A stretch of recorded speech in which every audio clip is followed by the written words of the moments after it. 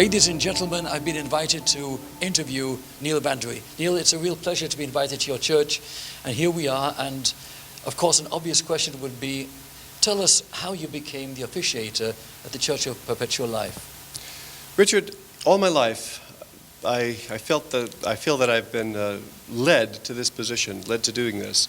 All my life, I've been studying and thinking to do certain things. The Church of Perpetual Life is a church for immortalists, is a church that is so different than any other church that exists.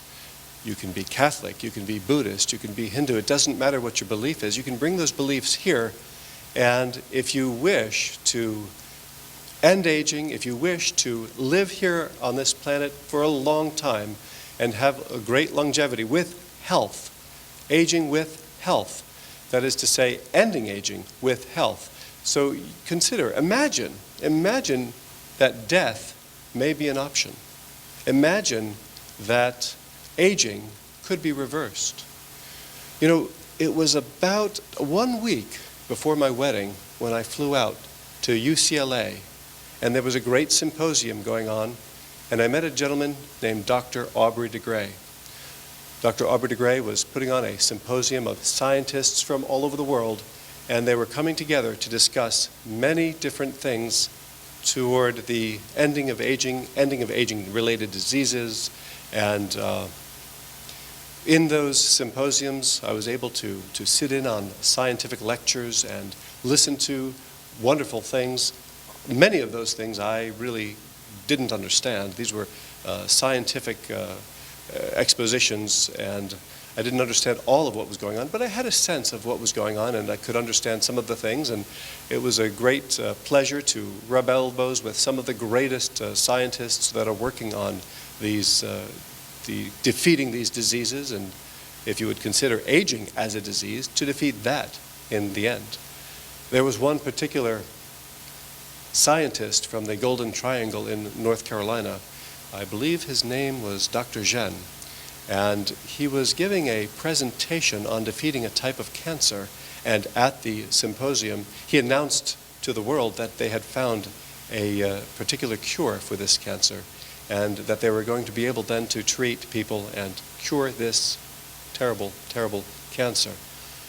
On my way from UCLA, I was standing in line, and I was standing next to Dr. Zhen, and he was right there. We were talking. We got the opportunity to talk one-on-one, and I told him how much I appreciated what he was doing, and he told me how much his phone was ringing off the hook from people from all over the world that wanted to try his new treatment.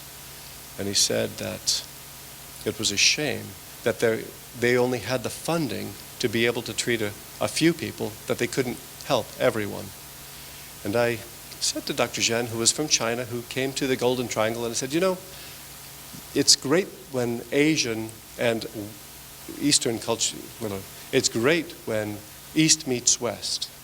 When Asian and American, European cultures meet, wonderful things can happen.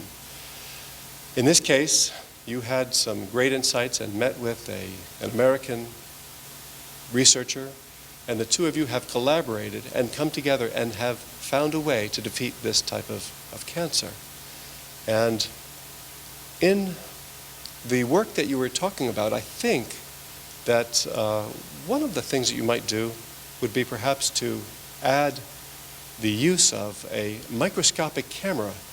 Perhaps you could develop such a camera to go inside the tissues as you were discussing, and that might help you with your research. And Dr. Zhen thanked me for that.